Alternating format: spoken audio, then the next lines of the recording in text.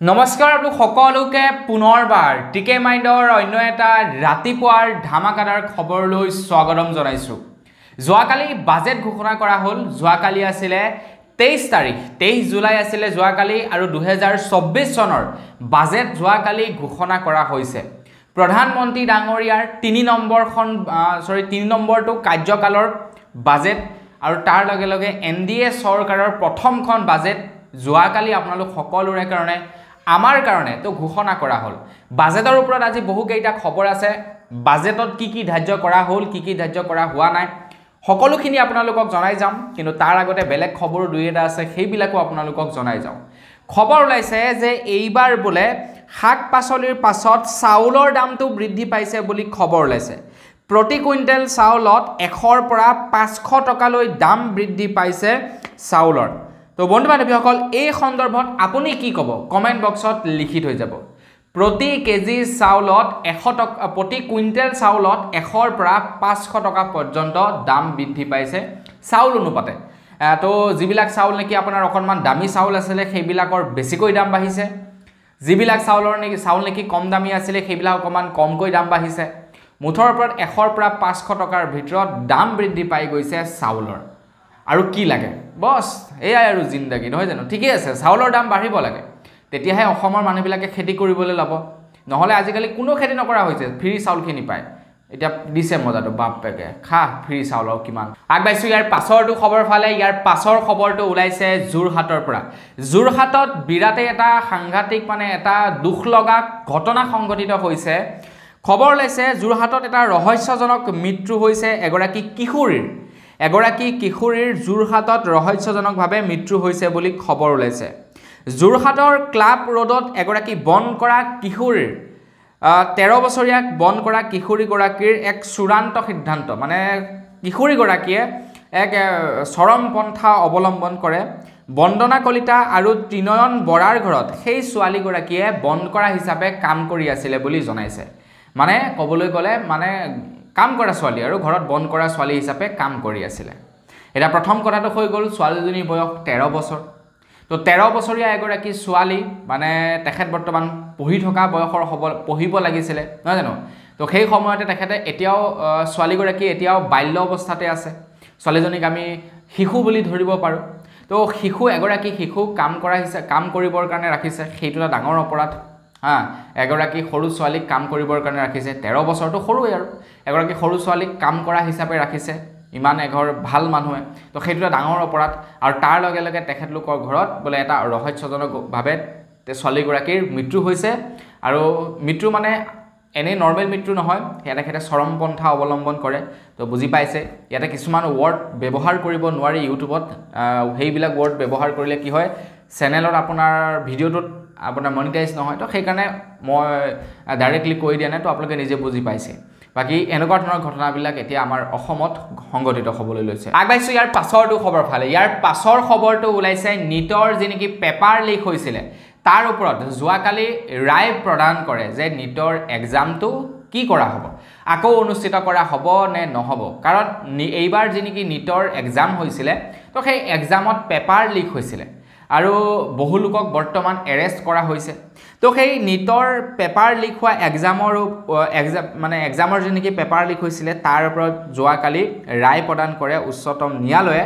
আৰু উচ্চতম ন্যায়ালয়ে কৈছে যে পৰীক্ষা বাতিল কৰাটো ন্যায়সংগত সিদ্ধান্ত নহয়। যাৰ কাৰণে নেকি এইবাৰ যি নেকি নিটৰ পৰীক্ষাত বিসংগতি হৈছে যদিও পৰীক্ষা বাতিল নকৰে। যিসকল ল'ৰা ছোৱালীয়ে পাছ কৰিলে বা যিসকলে পৰীক্ষা দিছিলে, তো তেওঁলোকক আকৌ ৰিটাৰ্ণ পৰীক্ষা নলয় বুলি কৈছে।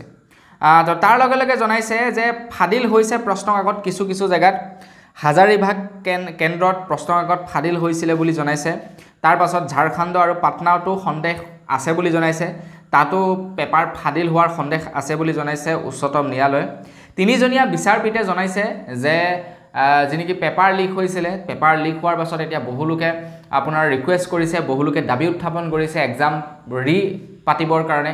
তো তেখেতলোকে কোৱা অনুসৰি এক্সাম পতাটো পুনৰ এক্সাম পতাটো বা আগৰ যি পৰীক্ষা হৈ গৈছিলে তাৰ ৰিজাল্ট বা পৰীক্ষাক বাতিল কৰাটো এটো ন্যায়সংগত সিদ্ধান্ত নহয় বুলি জনাইছে আৰু যাৰ কাৰণে নেকি তিনিজনীয়া বিচাৰপীঠে কৈছে যে পৰীক্ষা ৰিটাৰ্ণ পতা নহব বা পৰীক্ষা বাতিল কৰা নহব এতিয়া যিসকলে অলৰেডি জেলত আছে তেওঁলোকেতো তামাম শাস্তি পাবই আৰু যিসকল নেকি আৰু ধৰি লওক আপোনাৰ সন্দেহ আছে তেওঁলোকৰ ওপৰত তদন্ত কৰিব তো তদন্ত কৰি যদি ধৰা পৰে তেন্তে অবভিয়াছলি কথা জেলত যাব আগবাইছো ইয়াৰ পাছৰ খবৰটোৰ ফালে অৱশ্যে এইটো এটা খবৰ নহয় ইয়াতে কেবাটাও খবৰ আছে খবৰ ওলাইছে এইবাৰ বাজেটৰ ওপৰত আপোনালোকে হয়তো আজিৰ এই ভিডিওটো বাজেটৰ কাৰণে বহুলোকে চাব পাৰে তো সেই কাৰণে আপোনালোকক এতিয়া জনাই দিওঁ যে ভাৰত চৰকাৰে যোৱাকালি মানে 23 তাৰিখৰ দিনাখন আমাৰ কাৰণেনো বাজেটত কি ধাৰ্য কৰিলে তো তাৰ ওপৰতে এতিয়া মই আপোনালোকক জনাই দিওঁ আহক এতিয়া চাওঁ এফালৰ পৰা প্ৰায় 16টাতকৈ অধিক সিদ্ধান্ত লৈছে বহুকেইটা সিদ্ধান্ত লৈছে 16টা নহয় বহুকেইটা সিদ্ধান্ত লৈছে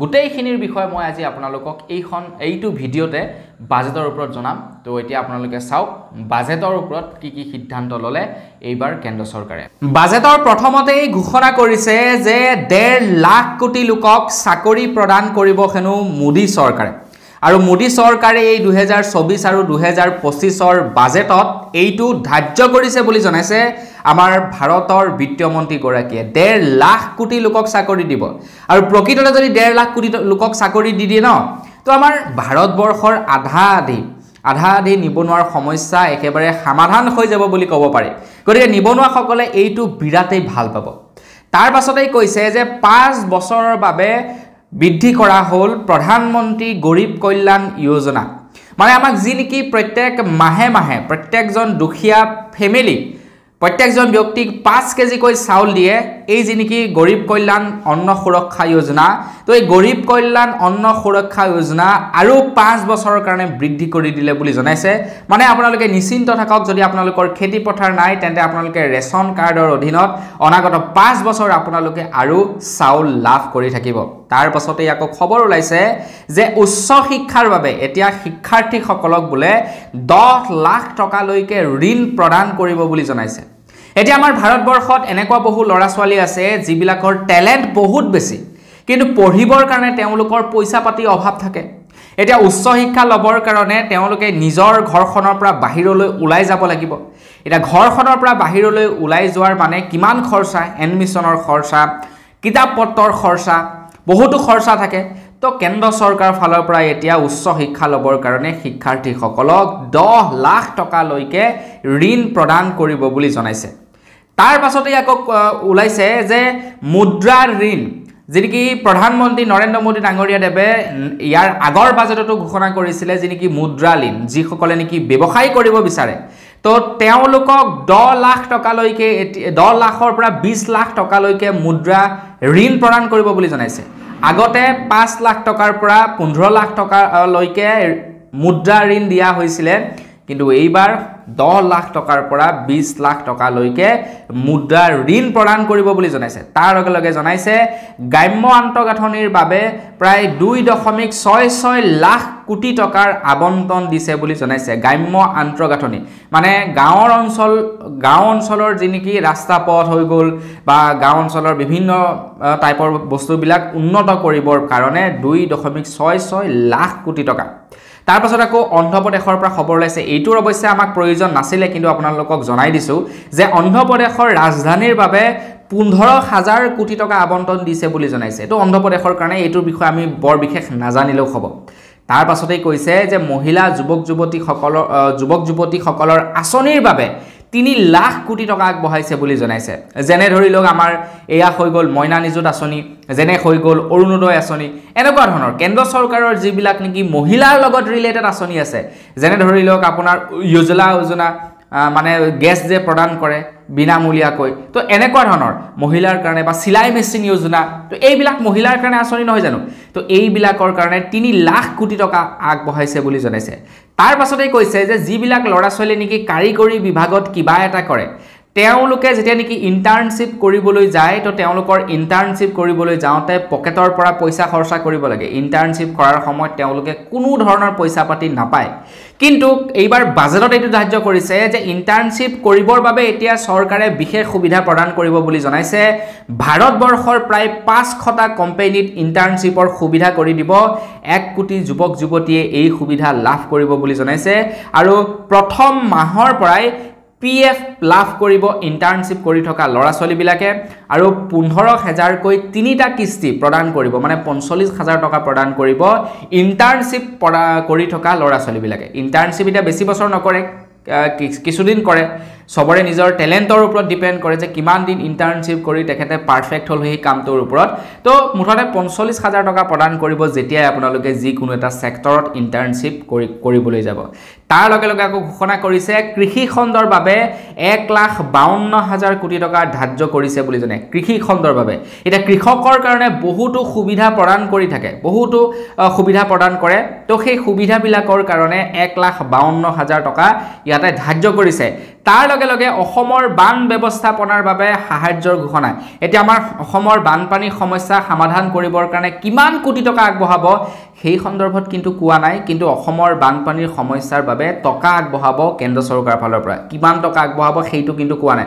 কাৰণ অসমৰ বানপানীৰ সমস্যাটো ৰাষ্ট্ৰীয় সমস্যা নহয় যদি ৰাষ্ট্ৰীয় সমস্যা হলহেতেন তেতে বাজেট ধাৰ্য কৰিলেহেতেন যে অসমৰ বানপানীৰ সমস্যা সমাধান কৰিবৰ কাৰণে আমি ইমান হাজাৰ কোটি টকা লগাম তো সেইটো নহল বাৰু তো তাৰ লগে লগে উত্তৰ পূৰ্বলৈ 26000 কোটি টকাৰ প্ৰকল্প আগবঢ়াব বুলি জনাইছে উত্তৰ পূৰ্বলৈ মানে আপোনাৰ নৰ্থ ইষ্টলৈ 26000 কোটি টকা আগবঢ়াব বিভিন্ন প্ৰকল্পৰ কাৰণে কি প্ৰকল্প হ'ব কি নহব এইবিলাক মই আপোনালোকক অনাগত ভিডিঅ'বিলাকত জনাই যাম তাৰ পাছতে আকৌ আহিছে সোলাৰ পেনেলৰ কথা আমাক যে সোলাৰ পেনেল ফ্ৰী কৰি প্ৰদান কৰিব বুলি জনাইছিলে যি আঁচনিখনৰ নাম আছিল PM সূৰ্য ঘৰ যোজনা তো এই আঁচনিখনৰ অধীনত আপোনালোকে যদি এপ্লাই কৰিছিলে তেন্তে আপোনালোকে এতিয়া 1 কোটি মানুহে এতিয়া সৌৰ পেনেল মানে সোলাৰ পেনেল আগবঢ়াব পাব বুলি জনাইছে 1 কোটি মানুহে পাব বুলি জনাইছে আৰু তাৰ লগে লগে প্ৰতি মাহে 300 ইউনিট বিনামূলীয়া বিদ্যুৎ লাভ কৰিব মানে এই সোলাৰ পেনেলৰ পৰা বিনামূলীয়া বিদ্যুৎ লাভ কৰিব বুলি জনাইছে তাৰ পাছতে ওলাইছে আকৌ 25 বিধ সামগ্ৰীৰ ওপৰত শুল্ক মানে ট্যাক্স ৰেহাই কৰি দিছে বুলি জনাইছে প্ৰায় 25 বিধ সামগ্ৰী এটা কি সামগ্ৰী সেইবিলাকৰ বিষয়টো গম পোৱা নাই অনাগত ভিডিঅ'বিলাকত নিশ্চয় গম পাম আৰু তাৰ লগে লগে কৈছে যে আগন্তুক ছমাহলৈ এই ৰেহাই থাকিব বুলি জনাইছে তাৰ পাছত যদি দেখে নহয় ৰেহাই দিয়াৰ ফলত চৰকাৰৰ অসুবিধা হৈছে তেন্তে হেতু হয়তো আকৌ ৰেহাই নিদিবও পাৰে তাৰ লগে লগে আকৌ খবৰ ওলাইছে যে কেন্সাৰ ৰোগৰ যিবিলাক নেকি ঔষধ আছে সেইবিলাকৰ দামটো এতিয়া হ্ৰাস পাব কাৰণ এই কাৰণে হ্ৰাস পাব কাৰণ কৰ্কট ৰোগ বা কেন্সাৰ ৰোগৰ ঔষধবিলাক বিৰাটেই দাম থাকে তাত ট্যাক্স কমাই দিছে বুলি জনাইছে কেন্দ্ৰ চৰকাৰৰ ফালৰ পৰা তাৰ পাছতে আকৌ ঘোষণা কৰিছে যে হ্ৰাস পালে মোবাইল ফোন আৰু পাৰ্টছৰ দাম মানে মোবাইল ফোনত যিবিলাক নেকি সামগ্ৰী ব্যৱহাৰ এলিমেন্ট ব্যৱহাৰ হয় বেটাৰী ডিসপ্লে কেচিং কভাৰ আপোনাৰ টেম্পাৰ যিবিলাক নেকি পাৰ্টছ ব্যৱহাৰ হয় মোবাইল ফোনত তো সেই মোবাইল ফোনটোৰ লগে লগে সেই বস্তুবিলাকৰ দাম হ্ৰাস পাইছে মানে কমি গৈছে বুলি কমাই দিয়া হৈছে বুলি জনাইছে তাৰ পাছতে আকৌ বিৰাট এটা ভাল খবৰ ওলাইছে সোণৰ দাম কমিব বুলি জনাইছে 6% হ্ৰাস পালে সোণ ৰূপৰ ট্যাক্স 6% কমাই দিছে বুলি জনাইছে মানে আপোনালোকৰ যদি সোণ ৰূপ কিনিবলৈ মন আছে এই সময়তে কিনি লওক তাৰ লগে লগে আকৌ খবৰ ওলাইছে সোণতকৈও দামী এবিধ বস্তু আছে যিবিধৰ নাম হৈছে প্লেটিনাম তো সেই প্লেটিনামৰ দাম বোলে 6.4% দাম কমাই দিয়া হৈছে বুলি জনাইছে আৰু তাৰ লগে লগে অন্যহাতে খবৰ ওলাইছে প্লাষ্টিকৰ যিবিলাক নেকি সামগ্ৰী আপোনাৰ ব্যৱহাৰ হয় সেইবিলাকৰ দাম কিন্তু বৃদ্ধি পাইছে আৰু প্লাষ্টিকৰ সামগ্ৰীৰ দাম বৃদ্ধি কৰিব লাগে কাৰণ তেতিয়াহে মানুহে প্লাষ্টিকৰ সামগ্ৰী ব্যৱহাৰটো কমাই দিব তাৰ পাছতে খবৰ ওলাইছে আকৌ 25% পৰ্যন্ত বৃদ্ধি পাব প্লাষ্টিকৰ আমদানি শুল্ক মানে প্লাষ্টিক আপোনাৰ কি কয় কিনি অনা আপুনি যেনিবা প্লাষ্টিকৰ কিবা এটা ব্যৱসায় কৰিবলৈ লৈছে তো আপুনি প্লাষ্টিকটো কিনি আনিব লাগিব তো প্লাষ্টিক কিনি অনাৰ ক্ষেত্ৰত 25% আগতকৈ দাম ভৰিব লাগিব আপোনালোকে আগতে যদি এটা ধৰি লওক সাপোজ আপোনালোকে এটা যদি বালটি 100 টকাত কিনি আনিছিলে আপুনি যদি বিজনেসম্যান তেন্তে এতিয়া 125 টকাত কিনিব লাগিব আৰু প্লাষ্টিকৰ দাম এই কাৰণে বঢ়াইছে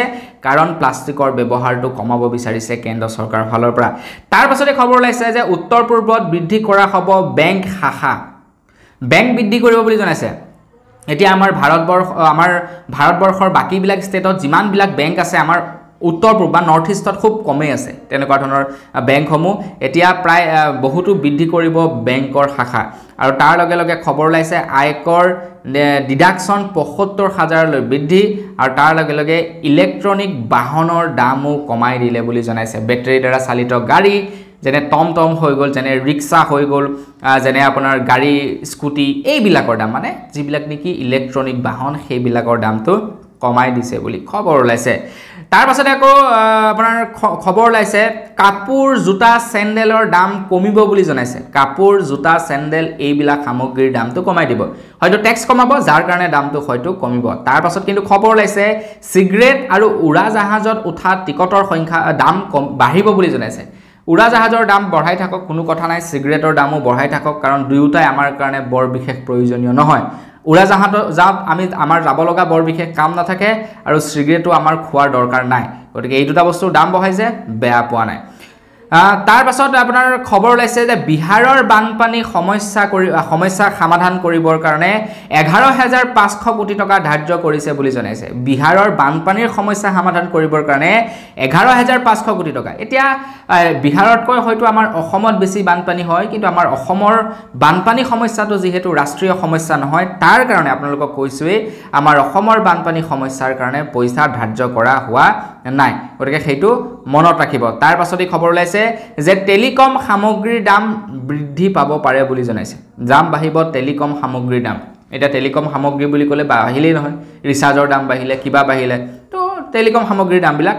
বৃদ্ধি পাব তাৰ পাছতে খবৰ ওলাইছে সৌৰ ফলকবোৰৰ মূল্য হ্ৰাস পাব বুলি জনাইছে মানে সোলাৰ পেনেলৰ দাম কমিব বুলি জনাইছে আৰু সোলাৰ পেনেলৰ দাম কমাটো অত্যন্ত প্ৰয়োজনীয় কাৰণ কাৰেণ্টৰ যিদৰে নেকি নাটনি হ'বলৈ ধৰিছে তো আমাক সোলাৰ পেনেল কম দামত লাগে কাৰণ তেতিয়াহে আমি সোলাৰ পেনেল কিনিব পাৰিম হয় না নহয় তো সোলাৰ পেনেলৰ দামটো কমিব বুলি জনাইছে তাৰ লগে লগে হীৰা অলংকাৰৰ দামো হ্ৰাস পাব বুলি জনাইছে হীৰাৰ দাম হ্ৰাস পাব নালাগে হীৰা আমাক ইমান প্ৰয়োজন নাই এটা কৃষকৰ কাৰণে এটা ভাল খবৰ ঘোষণা কৰিছে কৃষি ক্ষেত্ৰত ব্যৱহাৰ হোৱা এমোনিয়া নাইট্ৰেটৰ দাম হ্ৰাস পাব বুলি কৈছে মানে দাম কমিব বুলি কৈছে তাৰ পাছত আকৌ খবৰ ওলাইছে যে আপোনাৰ আমাৰ অসমত নহয় ভাৰতবৰ্ষত আপোনালোকক প্ৰথমে জনালো বাৰু আপোনাৰ মুদ্ৰা লোনৰ অধীনত 10 লাখৰ পৰিৱৰ্তে 20 লাখ টকা ঋণ প্ৰদান কৰিব বুলি জনাইছে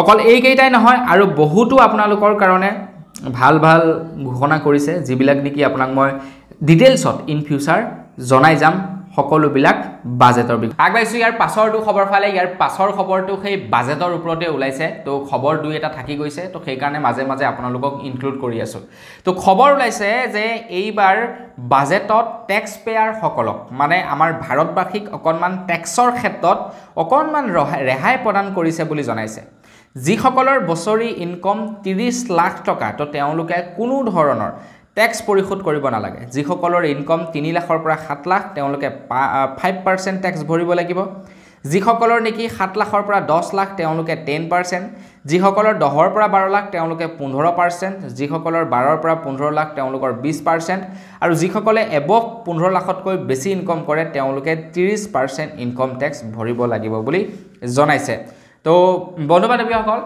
আপোনালোকৰ যদি ইনকম ভাল এটা চাওক ইনকম হল বুলিয়ে তাৰ ওপৰত টেক্স দিব নালাগে কিন্তু সেইটো এটা ডাঙৰ কথা টেক্স দিলে আমাৰ কাৰণে ভাল আপুনি যদি বিজনেছ কৰিছে তেন্তে টেক্স পৰিশোধ কৰিব লাগে টেক্স পৰিশোধ কৰিলে কি হয় ইন ফিউচাৰ আপোনালোকে লোন লোৱাৰ ক্ষেত্ৰত যথেষ্ট পৰিমাণৰ সুবিধা হয় এতিয়া সাপোজ যেনিবা আপোনালোকে প্ৰত্যেক মাহে 50,000 টকাকৈ ইনকম কৰে বা বছৰি যেনিবা আপোনালোকে 3 লাখ টকা ইনকম কৰে তো 3 লাখ টকা ইনকম কৰিলে আপোনালোকে টেক্স পে যে কৰিব লাগিব সেইটো কথা নহয় কাৰণ তাতে আপোনাৰটো খৰচা আছে ন 3 লাখ টকা আপুনি ইনকম কৰিছে যিকোনো প্ৰক্ৰিয়া যেনিবা তাতেতো আপোনাৰ খৰচা আছে সাপোজ যেনিবা আপুনি এখন দোকান দিছে দোকানৰ ৰেন্ট আছে দোকানৰ কাৰেণ্টৰ বিল আছে তাৰ লগে লগে আপোনাৰ দোকানত থকা কৰ্মচাৰীজনক আপুনি দৰমহা দিব লাগিব ট্ৰান্সপৰ্টেশনৰ খৰচা আছে মেডিকেলৰ খৰচা আছে তো এই সকলোবিলাক কাটি কুটি যদি আপোনালোকৰ 3 লাখ টকাতকৈ বেছি ইনকম আপোনালোকৰ ইন হেণ্ড কেছ থাকে তেন্তে আপোনালোকে টেক্স পে কৰিবই লাগিব সেইটো 100% সিওৰ আৰু তেতিয়া টেক্স পে কৰাটো আপোনালোকৰ কাৰণে ভাল কথা ইন ফিউচাৰ আপোনালোকে যথেষ্ট পৰিমাণৰ ফায়দা পাব আগবাইছোঁ ইয়াৰ পাছৰটো খবৰ ফালে। ইয়াৰ পাছৰ খবৰটো ওলাইছে বাজেটৰ ওপৰত প্ৰতিক্ৰিয়া কৰিছে আমাৰ অসমৰ কৃষক মুক্তি সংগ্ৰাম সমিতিৰ তৰফৰ পৰা। কৃষক মুক্তি সংগ্ৰাম সমিতিৰ সাধাৰণ সম্পাদক বিদ্যুৎ শইকীয়াই প্ৰধানমন্ত্ৰী নৰেন্দ্ৰ মোদী ডাঙৰীয়া দেৱলৈ প্ৰশ্ন কৰিছে যে প্ৰধানমন্ত্ৰী ডাঙৰীয়াই কৈ থাকে এ ফৰ আছাম বুলি। তেখেতে কয় যে উত্তৰ পূৰ্বাঞ্চলক তেখেতে খুবেই ভাল পায়, তেখেতৰ নিজা খুবেই আপোন বুলি জনায় উত্তৰ প্ৰদেশক, নৰ্থ ইষ্টক মানে খুবেই আপোন বুলি কয়। এতিয়া আমাৰ অসমৰ কথাই যদি কওঁ, তেখেতে অসমখনক খুবেই ভাল পায় বুলি কয় আৰু তেখেতে এ ফৰ আছাম বুলিয়ে কয়। তো এতিয়া কথাটো হৈ গ'ল যে আপোনাৰ এইবাৰ যিখন নেকি বাজেট ঘোষণা কৰা হ'ল, মই আপোনালোকক কৈছোঁৱেই বাজেটৰ খবৰখিনি আপোনালোকক জনাইছোঁৱেই। তো বাজেটত কিন্তু এইবাৰ আমাৰ অসমৰ বানপানী সমস্যাৰ কাৰণে কোনো ধৰণৰ তেনেকুৱা ইনিচিয়েটিভ লোৱা দেখা পোৱা নগ'ল বা তেনেকুৱা পদক্ষেপ লোৱা দেখা পোৱা নগ'ল। খালি এইটো কৈছে যে আমাৰ অসমৰ বানপানীৰ সমস্যাৰ কাৰণে আপোনাৰ পুঁজি দিব বুলি কৈছে। এতিয়া কিমান দিব কি কথা সেইটো কোৱা নাই। ইয়াৰ আগৰবাৰতো পুঁজি দিছে, নিদিয়া নহয়। মই আপোনালোকক মাজতে কোনোবা এটা ভিডিঅ'ত জনাইছিলোঁ কেইবাবাৰো দিছে পুঁজি, নিদিয়া নহয়। কিন্তু আমাৰ অসম চৰকাৰে যদি বিচাৰিছে 1000 কোটি টকা, কেন্দ্ৰ চৰকাৰে দিছে 20 কোটি টকা। এনেকুৱাকৈ মানে পুঁজিবিলাক দিছে আমাৰ অসমক। তো সেই পুঁজিৰে নহ'ব। কিন্তু তাৰ লগে লগে যদি আমি অন্ধ্ৰপ্ৰদেশৰ কথা চাওক কিমানখিনি টকা দি দিছে বানপানীৰ সমস্যা সমাধান কৰিবৰ কাৰণে। তো সেইকাৰণে আমাৰ অসমৰ কাৰণেও চিন্তা কৰিব লাগে কেন্দ্ৰ চৰকাৰে। তো এতিয়া প্ৰশ্ন উত্থাপন কৰিছে বিদ্যুৎ ডাঙৰীয়াই যে প্ৰধানমন্ত্ৰী ডাঙৰীয়াই আমাৰ অসমক কিয় এনেকুৱা কৰিলে। আগবাইছোঁ ইয়াৰ পাছৰটো খবৰ ফালে। ইয়াৰ পাছৰ খবৰটো ওলাইছে ধেমাজিৰ পৰা। আমাৰ অসমত যিমানবিলাক নেকি নিচামুক্তি কেন্দ্ৰ আছে সকলোবিলাকৰ কাৰণে আমাৰ অসম চৰকাৰৰ ফালৰ পৰা কিছুমান SOP জাৰি কৰিছে যে নিচামুক্তি কেন্দ্ৰসমূহত কি থাকিব লাগিব, কি নাথাকিব লাগিব, কেনেকুৱা ৰুল ৰেগুলেশ্যন ফ'ল' কৰিব লাগিব। তো এনেকুৱা টাইপৰ এখন SOP প্ৰস্তুত কৰি দিছিলে আমাৰ অসমৰ নিচামুক্তিৰ কেন্দ্ৰসমূহলৈ। আৰু সেই SOPখন জাৰি কৰাৰ পাছতে এতিয়া খবৰ ওলাইছে যে ৰাজ্যৰ বিভিন্ন আপোনাৰ নিচামুক্তি কেন্দ্ৰলৈ যি নেকি SOP জাৰি কৰা হৈছিলে, সেই SOP জাৰি কৰাৰ পাছতে এতিয়া জুনাইৰ পৰা খবৰ ওলাইছে যে জুনাইৰ 6টা নিচামুক্তি কেন্দ্ৰত 9 গৰাকীকৈ নিচাসক্ত HIV পজিটিভ ওলাইছে বুলি জনাইছে। মানে ধৰি লওক আপোনাৰ ড্ৰাগ এডিক্টেই হওক বা মদ খোৱাই হওক, যিসকলক মানে ৰিহেবিট চেণ্টাৰত নি দিয়েগৈ, তো তেওঁলোকক যি নেকি টেষ্ট কৰোৱা হ'ল তাৰে ভিতৰত 19 গৰাকীয়ে আপোনাৰ HIV পজিটিভ ওলাইছে বুলি জনাইছে।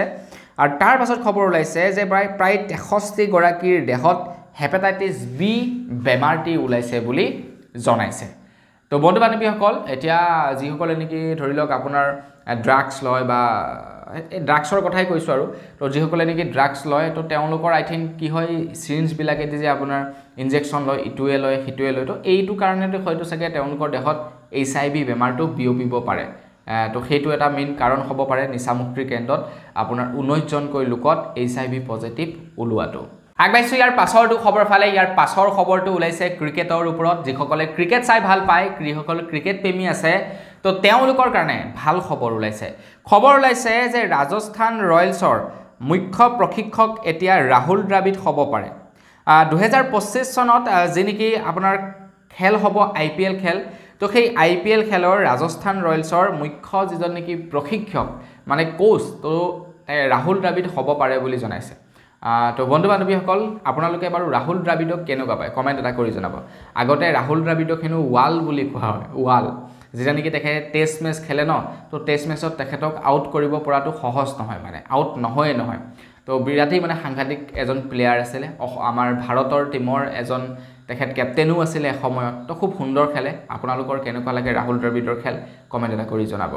আগবাইছোঁ ইয়াৰ পাছৰটো খবৰ ফালে। ইয়াৰ পাছৰ খবৰটো বিৰাটেই এটা আচৰিত খবৰ ওলাইছে। আপোনালোকৰ শুনি আচৰিত লাগিব এই ঘটনাটি হৈছে মধ্যপ্ৰদেশৰ। খবৰ ওলাইছে যে মধ্যপ্ৰদেশত এজন ব্যক্তিয়ে বাৰীৰ চুকত হাগি থকাৰ অৱস্থাত, বাৰীৰ চুকত তেখেতে হাগি আছিলে, সেই হাগি থকাৰ অৱস্থাতে এডাল প্ৰায় 15 ফুট দীঘল অজগৰ সাপে তেখেতক বোলে মেৰিয়াই ধৰে হেনো। তেখেতক মেৰিয়াই ধৰে আৰু মেৰিয়াই ধৰি গিলিবৰ সময়ত মানুহজনে গম পায় আৰু তাৰ পাছত চিঞৰ বাখৰ লগায় বুলি জনাইছে। এই ঘটনাটো সংঘটিত হৈছে মধ্যপ্ৰদেশৰ জবলপুৰ জিলাৰ সদৰৰ প্ৰায় 40 কিলোমিটাৰ নিলগৰ মানে আঁতৰৰ কুন্দাম নামৰ এখন গাঁৱৰ পৰা এই খবৰটো ওলাইছে। তো তেখেতে শৌচ কৰিবলৈ গৈছিলে আৰু তাৰ পাছত অজগৰে মেৰিয়াই ধৰিছিলে বুলি জনাইছে। চ' ভাবকচোন বাৰু, অজগৰডালে গৈ মেৰিয়াই ধৰি গিলিবৰ সময়লৈকে তেখেতে গম পোৱা নাছিলে কেনেকুৱা পায়খানা কৰিছে, কেনেকুৱা জোৰত চাগে পায়খানা লাগিছিলে না। আৰু বাৰী চুকতনো গৈ পায়খানা কৰিবলৈ কি দৰকাৰ আছিলে, মানে বানপানী হৈ আছে, বানপানীৰ সময়ত জীৱ জন্তুবিলাক বন্যপ্ৰাণীবিলাক আপোনাৰ ওখ অঞ্চললৈ আহে বা ওখ ঠাইলৈ আহে। তো ঠিক এনেকুৱা ধৰণৰ ঘটনাবিলাক সেই বানপানীৰ সময়তে সংঘটিত হয়। আগবাঢ়িছোঁ ইয়াৰ পাছৰটো খবৰ ফালে। ইয়াৰ পাছৰ খবৰটো আমাৰ সকলোৰে কাৰণে এটা ভাল খবৰ ওলাইছে। আমাৰ ভাৰতত প্ৰথমবাৰৰ কাৰণে CNGৰ দ্বাৰা চালিত এখন বাইক লঞ্চ হৈছে, যিখন লঞ্চ কৰিছে হিৰোৰ তৰফৰ পৰা। আৰু সেইখন হৈছে আমাৰ ভাৰতৰ হিৰো নহয় বাজাজৰ তৰফৰ পৰা আপোনাৰ লঞ্চ কৰিছে, ক্ষমা কৰিব, বাইকখনৰ নাম হৈছে বাজাজ ফ্ৰীডম 125। আৰু এই বাইকখন দুটা মডেলত চলিব, এটা হৈ গ'ল CNG আৰু এটা হৈ গ'ল পেট্ৰল। তো CNG নথকা অৱস্থাত পেট্ৰলেৰে চলিব আৰু পেট্ৰল থকাৰ সময়ত আপোনালোকে CNGত আপোনালোকে নচলাব পাৰে। তো CNGটো হৈছে এটা বায়'গেছ, যিটো নেকি আপোনাৰ প্ৰকৃতিৰ পৰা মানে সেইটো উৎপন্ন কৰা হয় আৰু তাত আপোনাৰ প্ৰকৃতিৰ ক্ষতিসাধন নহয়। প্ৰথম কথা পলিউশ্যনৰ নহয় CNGৰ পৰা, আৰু CNGৰ দামটো কম হয়। তো নীতিন গাডকাৰীদেৱে সেই বাইকখনৰ শুভাৰম্ভণি কৰে বুলি খবৰ ওলাইছে। তো CNGৰ দ্বাৰা চালিত বাইকখনৰ দাম হৈছে 95,000 টকা। বাজাজৰ তৰফৰ পৰা উলিওৱা হৈছে বাজাজ ফ্ৰীডম 125। আপোনালোকে বাৰু ল'বনে নল'ব কমেণ্ট এটা কৰি জনাব। এতিয়া CNG বাইক বুলি ক'লে অকণমান ৰিস্কি হৈ যায়, কাৰণ আপোনাৰ ডাঙৰ এডাল চিলিণ্ডাৰ লাগি থাকিব, যেনেকৈ নেকি আমাৰ ঘৰবিলাকত চিলিণ্ডাৰ থাকে, তেনেকুৱা এডাল ডাঙৰ চিলিণ্ডাৰ ভৰাই থোৱা থাকে ভিতৰত। তো কেনেবাকৈ ফাটি যোৱাৰ চান্সেছ থাকে। কিন্তু বাজাজে কৈছে কোনো টেনশ্যন নাই, তেওঁলোকে যিমান পাৰে সিমান টেষ্ট কৰিছে, চলাই টেষ্ট কৰিছে, তেওঁলোকে এক্সিডেণ্ট কৰি টেষ্ট কৰিছে, ওপৰেদি গাড়ী মটৰ উঠাই পিনি টেষ্ট কৰিছে, মানে চব প্ৰকাৰে টেষ্ট কৰিছে, কিন্তু কোনো একো ক্ষতি হোৱা নাই। কাৰণ চিলিণ্ডাৰটোৰ যিটো নেকি কভাৰ, সেই কভাৰটোৰে বিৰাট ডাঙৰকৈ দিয়া হৈছে, মানে মোটাকৈ দিয়া হৈছে, যাতে তাৰ ওপৰে যদি গাড়ীও উঠি যায় চিলিণ্ডাৰটোৰ একো নহয়, আৰু যি কাৰণে নেকি সম্পূৰ্ণ ছেফটি হয়। আগবাঢ়িছোঁ ইয়াৰ পাছৰটো খবৰ ফালে। ইয়াৰ পাছৰ খবৰটো ওলাইছে পলিটিক্সৰ ওপৰত। মই আপোনালোকক এইকেইদিন প্ৰায়ে জনাই আছিলোঁ যে এইবাৰ উপ নিৰ্বাচনত কংগ্ৰেছে অকলেই প্ৰতিদ্বন্দ্বিতা কৰিব হেনো আমাৰ অসমত। উপ নিৰ্বাচনত অকলেই প্ৰতিদ্বন্দ্বিতা কৰিব বুলি জনাইছিলে কংগ্ৰেছ পাৰ্টিৰ তৰফৰ পৰা। তো আমি কিন্তু যদি লোকসভা নিৰ্বাচনত চাওঁ, লোকসভা নিৰ্বাচনলৈ যদি আমি চাওঁ, তেন্তে আমি দেখা পাম যে আমাৰ অসমৰ প্ৰায়কেইটা আঞ্চলিক দল আৰু কংগ্ৰেছে মিলিহে তেওঁলোকে কিন্তু নিৰ্বাচন খেলিছিলে আৰু দুই এটা সমষ্টিত তেওঁলোকে জিকিবলৈ সক্ষম হৈছে। এতিয়া তাতে জিকাৰ পাছত তেওঁলোকে কি কৈছে অকলে বোলে তেওঁলোকে প্ৰতিদ্বন্দ্বিতা কৰিব হেনো আমাৰ অসমত উপ নিৰ্বাচনত। এতিয়া অখিল গগৈ পাৰ্টি মানে ৰাইজৰ দলৰ তৰফৰ পৰা এইটো আহ্বান জনাইছিলে যে এটলিষ্ট দুটা সিট আঞ্চলিক দলৰ কাৰণে এৰি দিবৰ কাৰণে, যাতে সেই দলকেইটাত আঞ্চলিক দলৰ কোনোবা পাৰ্টিক তেওঁলোকে তাতে উঠাব পাৰে।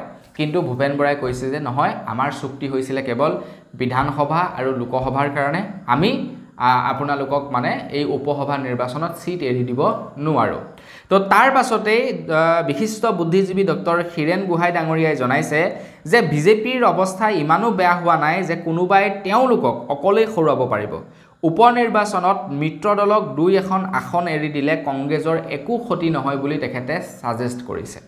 এতিয়া ময়ো তাকেই ক'ম, যদি কংগ্ৰেছে আমাৰ অসমত বিধানসভা নিৰ্বাচনত জিকিব বিচাৰে, তেন্তে আমাৰ অসমৰ যিমানকেইটা আঞ্চলিক দল আছে, আঞ্চলিক দলকেইটাৰ লগত তেওঁলোকে মিত্ৰজোঁট কৰিবই লাগিব। আৰু এই উপ নিৰ্বাচনতেই যদি তেওঁলোকে মিত্ৰজোঁট ভাঙি দিয়ে বা তেওঁলোকৰ যদি লেভেল বাঢ়িছে, তেন্তে মোৰ মতে নিষ্ঠাৰ নাই বুলি ক'ম কংগ্ৰেছৰ। আৰু কিমান বছৰলৈ যে নিষ্ঠাৰ নাই তাৰ কোনো ঠিক নাই।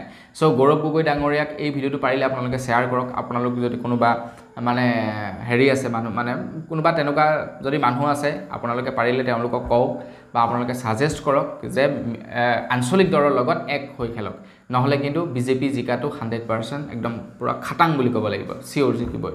আগবাঢ়িছোঁ একেবাৰে শেষৰটো খবৰ ফালে। একেবাৰে শেষৰ খবৰটো ওলাইছে NRCৰ ওপৰত।